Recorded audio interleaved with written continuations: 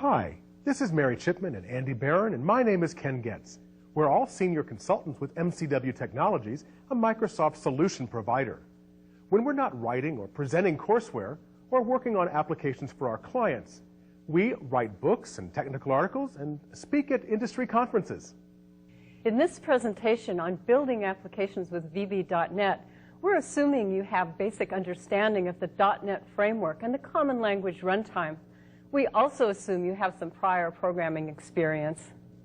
We cover a wide range of topics in this presentation, all of it geared toward helping you get up to speed with the Visual Basic .NET language and the Visual Studio .NET development environment.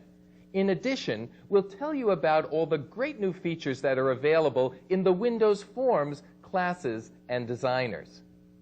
You'll learn about the classes provided by the .NET framework, starting with simple classes like strings and dates, moving on to collection classes and more.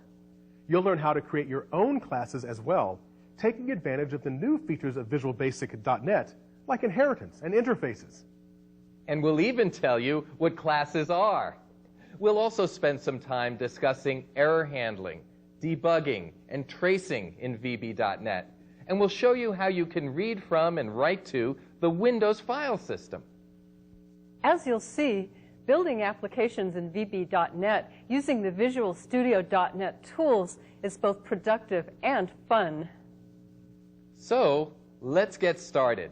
We'll begin with an introduction to building Windows applications using Visual Studio .NET.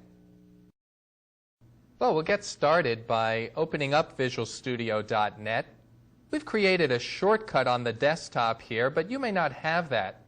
So I'm going to use the Start menu, and I'm going to go to Programs and Microsoft Visual Studio .NET, and then we'll open Microsoft Visual Studio .NET.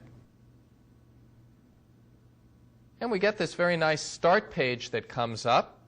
That'll show us any projects that we've opened recently, and it also allows us to either open another existing project or to create a new project. And what I'm going to do is create a new project. We have a couple of choices to make here in this dialog for the new project. On the left-hand side, under Project Types, we're not only given the opportunity to choose a language preference, Visual Basic, C#, or C++, there are a couple of other kinds of projects that we can create. For example, setup and deployment projects. And here under Other Projects, there's different specialized types of projects for different kinds of activities. For what we need to do, simply choosing Visual Basic projects, the default choice, is fine. And over here on the right side of the dialog, under this heading of Templates, we can choose from a number of different kinds of projects that will then be set up for us automatically. In this case, we're again going to be choosing the default, which is a Windows application.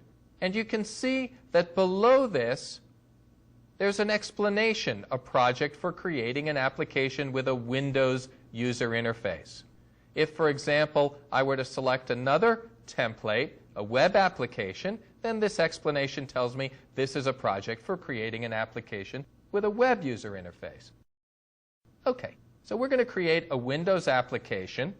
We'll stick with the default name. If we wanted to change the name, this is where we would do it. And Visual Studio is going to automatically create a folder for us with the same name that we give the project. And we can choose the location for this folder here. And then at the bottom, it shows us that a project will be created in this location that we've chosen and inside this folder that's going to be created with the name that we've chosen for our project. In this case, we're putting it inside My Documents for the current user, which is author. But of course, you could place your projects anywhere you want to.